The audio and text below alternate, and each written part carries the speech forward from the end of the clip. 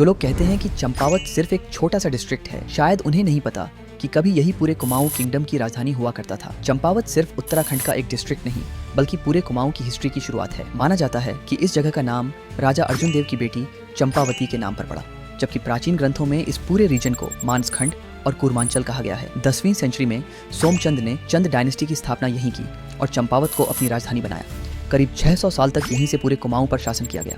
आज भी बालेश्वर मंदिर, नागनाथ मंदिर और चंद राजाओं के अवशेष उस दौर की याद दिलाते हैं। 1790 में गोरखाओं ने कुमाऊं पर कब्जा कर लिया। 1815 में अंग्रेजों ने गोरखाओं को हराकर इस क्षेत्र पर शासन शुरू किया। आज़ादी के बाद चंपावत पहले अल्मोड़ा और फिर पिथौरागढ़ का हिस्सा रहा। 1997 में इसे अलग डिस्ट्रिक्ट का दर्जा मिला। पावत की इंटरनेशनल बॉर्डर नेपाल से लगती है। उत्तराखंड में इसकी सीमाएं पिथौरागढ़, अल्मोड़ा, नैनीताल और ऊधम सिंह नगर डिस्ट्रिक्ट से मिलती है। यहीं स्थित पूर्णागिरि धाम उत्तर भारत के सबसे प्रसिद्ध शक्तिपीठ में से एक है। गोलू देवता का मंदिर भी यहीं है, जिन्हें उत्तराखंड में न्याय के देवता के रूप में पूजा जाता है। एक हथिया नौला चंपावत की सबसे रहस्यमयी हिस्टोरिकल साइट्स में गिना जाता है।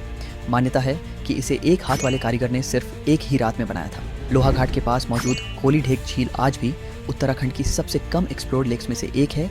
शारदा रिवर चंपावत से होकर बहती है और भारत नेपाल के बीच नेचुरल बॉर्डर का भी काम करती है। सदियों से यही नदी दोनों देशों के बीच ट्रेड और कल्चरल कनेक्शन का हिस्सा रही है। ए बट माउंट अंग्रेजों द्वारा बसाया गया एक हिल स्टेशन है, जो आज भी अपनी कॉलोनियल कॉटेजेस और शांत माहौल के लिए जाना जाता है। बनासुर का किला चंपावत की ऐतिहासिक विरासत को आज भी संजोए हुए हैं। यानी चंपावत सिर्फ एक डिस्ट्रिक्ट नहीं, बल्कि वो जगह है जहाँ से कुमाऊं के इतिहास का एक बड़ा अध्याय शुरू हुआ। Follow and subscribe for more amazing facts.